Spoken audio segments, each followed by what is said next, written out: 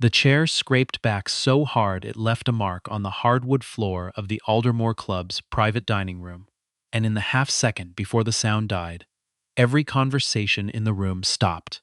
Tara O.C. Hammond had not flinched. She had learned, a long time ago, not to flinch.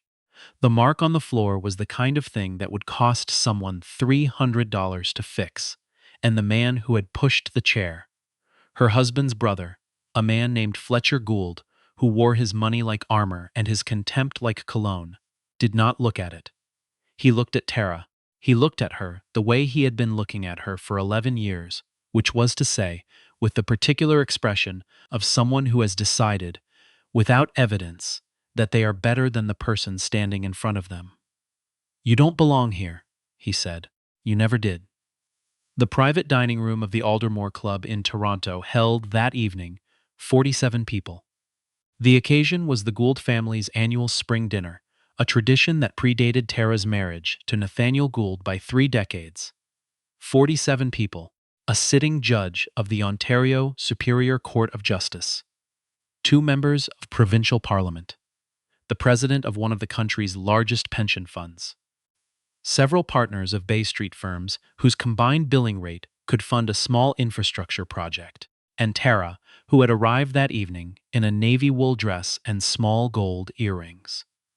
And the particular stillness of someone who has spent 11 years learning how to take up exactly the right amount of space in a room that was not designed for her.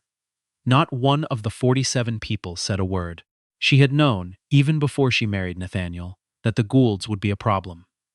His mother, Evelyn Gould, had made that clear at the very first dinner Tara had attended, a small affair at the family home in Rosedale, where Evelyn had asked Tara, with a smile that had nothing warm in it, where she had grown up.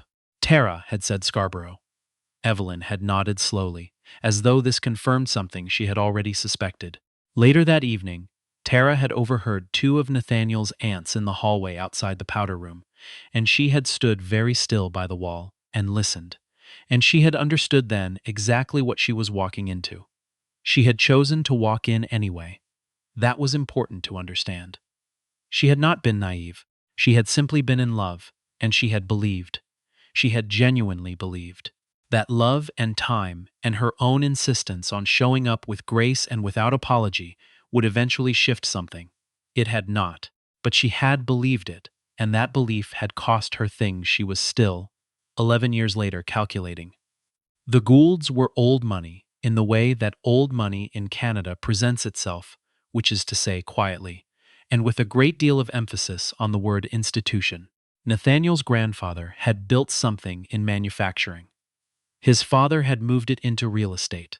By the time Nathaniel was born, the Goulds were the kind of family whose name appeared on the side of a hospital wing and on the boards of 3 different arts foundations, and in the society columns of papers that still had society columns. They were not flashy. They were established, and established, in the Gould family's vocabulary, meant a very particular kind of person. And Tara, who had grown up in a 2-bedroom apartment in Scarborough, with her mother and her grandmother, and her 2 younger brothers, Tara, who had put herself through university on bursaries and part-time shifts at a logistics company, Tara, who had built her first technology company at 29, in a subleased office above a Vietnamese restaurant on Gerrard Street, was not it. The first time it happened in a way she could not rationalize.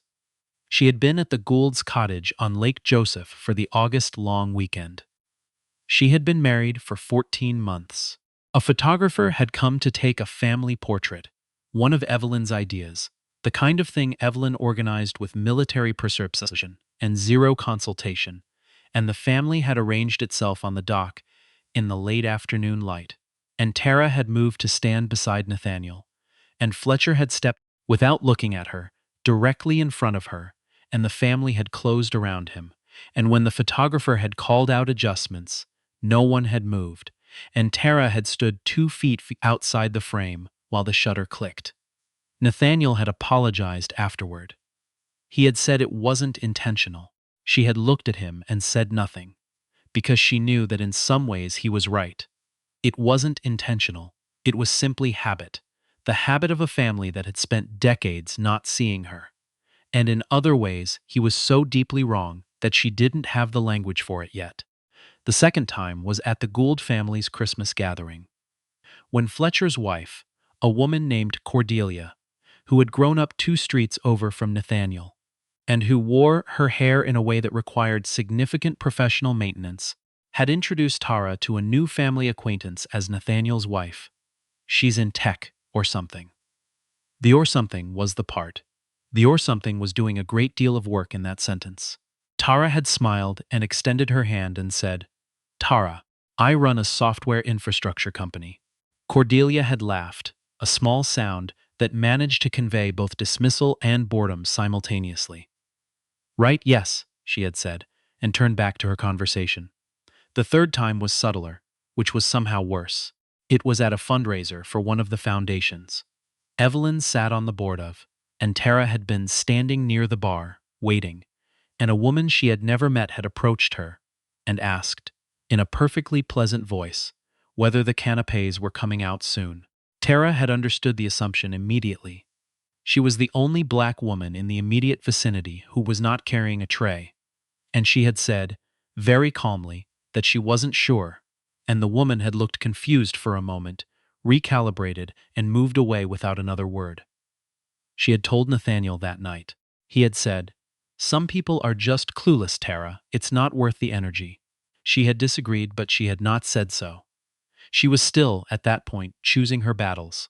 By the 5th year, she had stopped counting the incidents individually and had started thinking of them as a texture.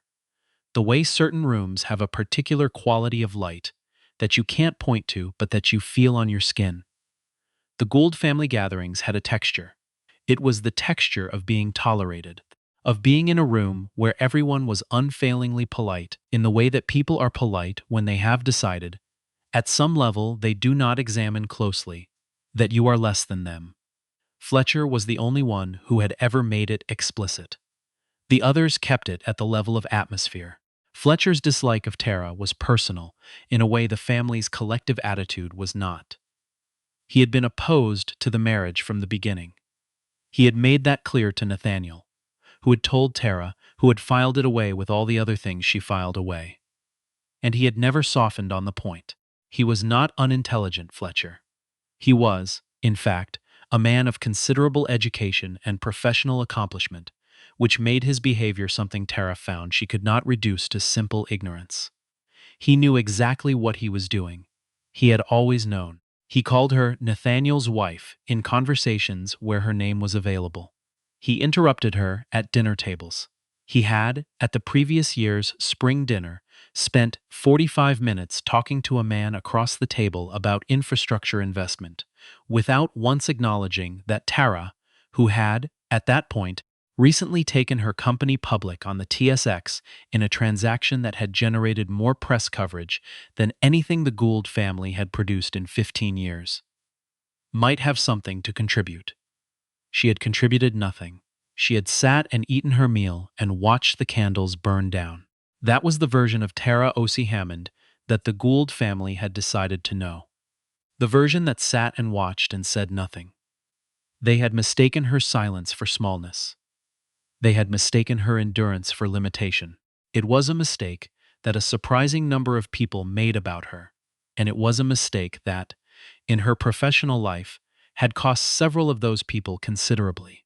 The Aldermore Club was one of those Toronto establishments that occupied a specific position in the city's social geography, old, private, with a membership list that moved slowly and a dining room that had been renovated twice in the last decade, but still managed to look, intentionally, as though it hadn't. Nathaniel had been a member since his 20s. Tara was, technically, a member by marriage, which was a category of membership the club had only formally recognized 11 years ago, and which still, in certain quarters of its membership, remained a subject of some ambient discomfort. She had arrived that evening with Nathaniel, who had been quieter than usual in the car. He had been quieter than usual for several weeks. She had not asked about it. She had learned to hold space for his silence the way you learn to hold space for weather. Not because you can do anything about it, but because it is easier than fighting it. The dinner had begun well enough, or as well as these dinners ever began, which was to say that the wine was good and the conversation was manageable, and Tara had found herself seated between a woman named Dr. Patricia Summerfield, who was a cardiologist and a genuinely interesting person to talk to, and one of Nathaniel's cousins, a younger man named Rupert, who had moved to Vancouver and was cheerfully oblivious to most of the family's social dynamics. She had settled in, and then Fletcher had stood up, and he had said, loudly enough for the whole table to hear, that he wanted to make an announcement. And he had made it. The announcement was that the Gould Family Trust, which had been established by Nathaniel's grandfather, and which had been administered, nominally, by a committee that included all of the adult Gould children, was going to be restructured, and the restructuring would involve, among other things, the formal removal of Tara O.C. Hammond from any advisory role she currently held in relation to family financial matters. It's nothing personal, Fletcher had said, looking directly at her. We just think it's cleaner. Simpler. You understand. Tara had looked at him. She had set down her fork carefully because she had not wanted to make a sound. The family agrees, Evelyn had said from the far end of the table, without looking up from her wine glass. She had looked at Nathaniel. Nathaniel had not looked back. That was the moment. Not the announcement itself, not Fletcher's tone, not Evelyn's studied non-response, but Nathaniel not looking back, that the thing that had been very slowly building in Tara O.C. Hammond for 11 years reached its precise and irreversible conclusion. Something in her did not break. Something in her finished. Fletcher pushed his chair back hard, the legs dragging on the hardwood, and stood. We can have the paperwork drawn up Monday, he said, already looking away from her, addressing the table, addressing the walls, addressing anyone but her. I don't think there's anything more to discuss. There was, in the room, the particular silence of people who know they are witnessing something they would prefer not to witness, and who have made the decision, collectively and without discussion, to simply wait for it to be over. The judge, a man named Harrington Bell, who had, on more than one occasion, ruled on cases that shaped how Canadian businesses operated, said nothing. The MPPs said nothing. Dr. Summerfield, beside Tara, made a small movement with her hand that stopped before it became anything. Nobody said anything. Tara stood.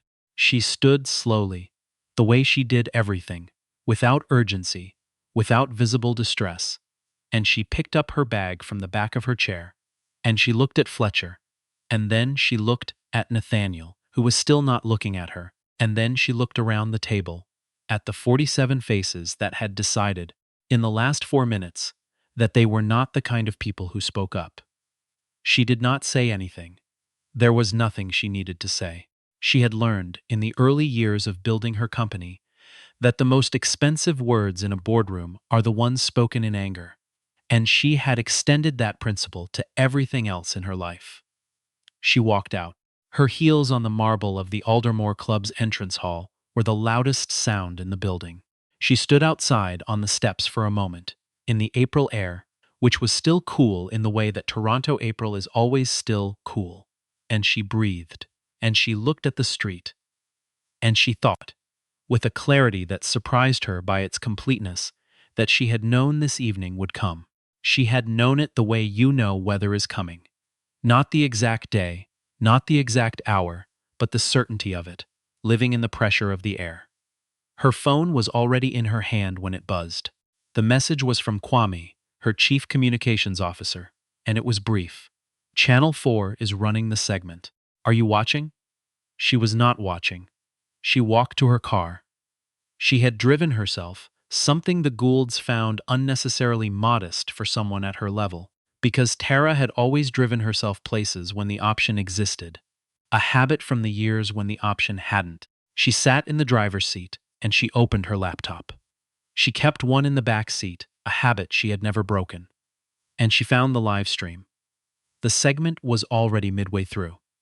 The anchor was describing it as one of the most significant technology acquisitions in Canadian history. The headline on the chyron at the bottom of the screen read, O.C. Hammond Technologies, a court by global infrastructure consortium in 4.7 billion deal. Beneath it, Tara O.C. Hammond, founder and CEO, built the company from a Gerrard Street office to a national infrastructure backbone in 14 years. The anchor said her name 3 times in 4 sentences. Inside the Aldermore Club, someone had their phone out. Someone always had their phone out. The segment had begun to move through the room the way these things move, from screen to screen, from hand to hand, the quiet tap on a shoulder, the turn screen, the moment of recalibration. Fletcher saw it third, or perhaps fourth. He was not afterward entirely clear on the sequence, because the sequence was the kind of thing you stop tracking when the information you're receiving is actively rearranging your understanding of the last 11 years. The chyron, the number. Her name, in white text on a blue background, in a font that television reserved for announcements that moved markets. His glass was still in his hand. He did not put it down. Evelyn saw it second, or perhaps first. She had always been quick, Evelyn. Quickness was one of the things she prided herself on. She looked at the screen her neighbor held toward her, and she looked at the number, 4.7 billion, and something passed across her face that she spent considerable effort, in the weeks that followed, denying had ever been there. Nathaniel's phone was on the table in front of him, face down, the way he always kept it at family dinners. The man beside him turned it over, gently, and pushed it toward him. Nathaniel looked at it for a long time. Then he looked at the empty chair beside him, at the folded napkin, at the half-finished glass of wine, and he looked at the mark on the hardwood floor where the chair had scraped back. He said nothing for quite some time. The next morning, the segment had been clipped and shared extensively on financial news platforms, and several national outlets had picked up the story. The $4.7 billion figure was the number that moved things. But the background detail that several journalists chose to include, that O.C. Hammond Technologies had spent the last 3 years quietly, building a data infrastructure backbone that underpins services, used by 2 of Canada's major banks, 4 provincial governments, and a significant portion of the country's healthcare information exchange system, was the detail that shifted the conversation from business news to something else. Something that had a different quality of attention. Several of the comment sections, which Tara did not read but which Kwame monitored as part of his professional responsibilities, fixed on the same point. That a woman who had built an essential national infrastructure company in 14 years, starting from Scarborough with bursaries and part-time work, had spent 11 years attending family dinners where she was spoken over, excluded from photographs, and described as Nathaniel's wife in tech or something. The phrase or something appeared frequently in the commentary.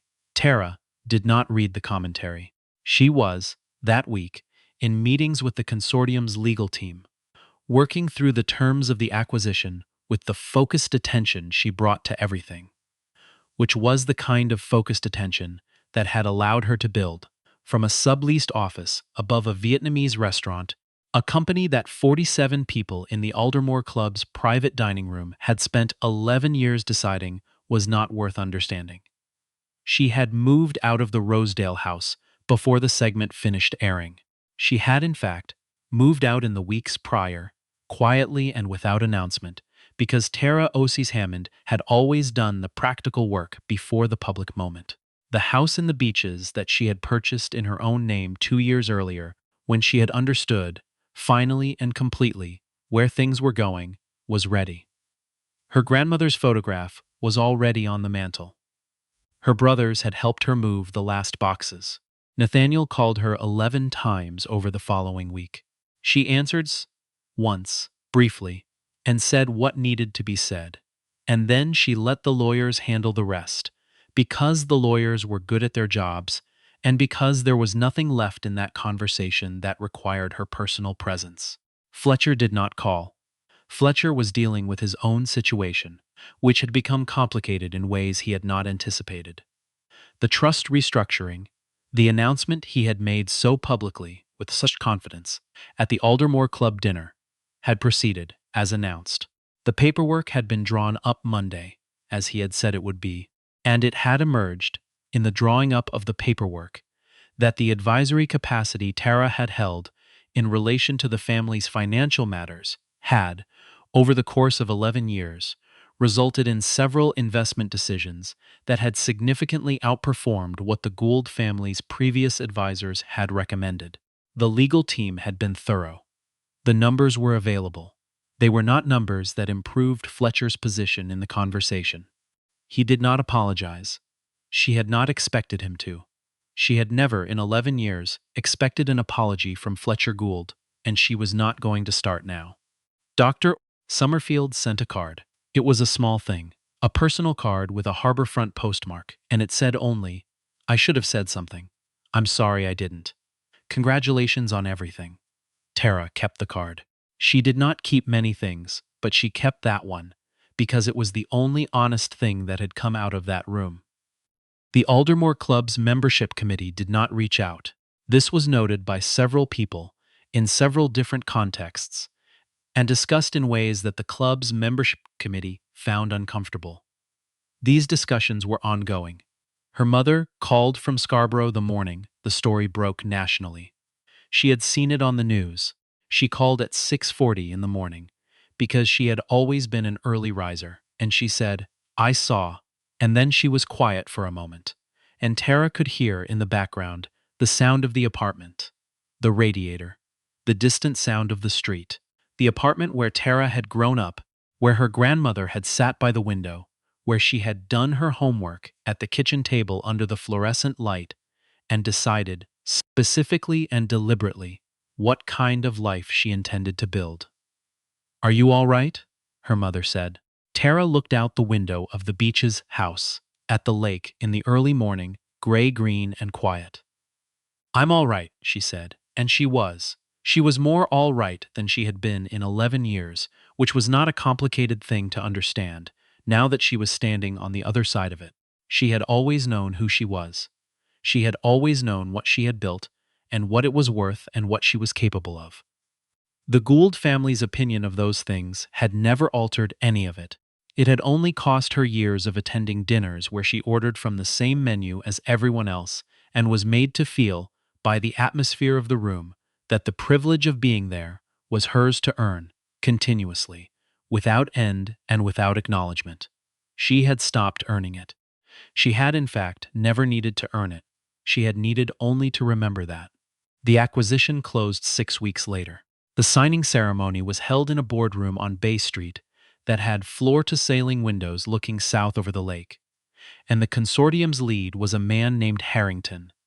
Not the judge, a different Harrington, one who had tracked her company for 3 years and who had told her when they first met that he had been following her trajectory since the Gerrard Street days. And he shook her hand when it was done and said, "You built something that will be part of this country's infrastructure for decades." She thanked him. She meant it.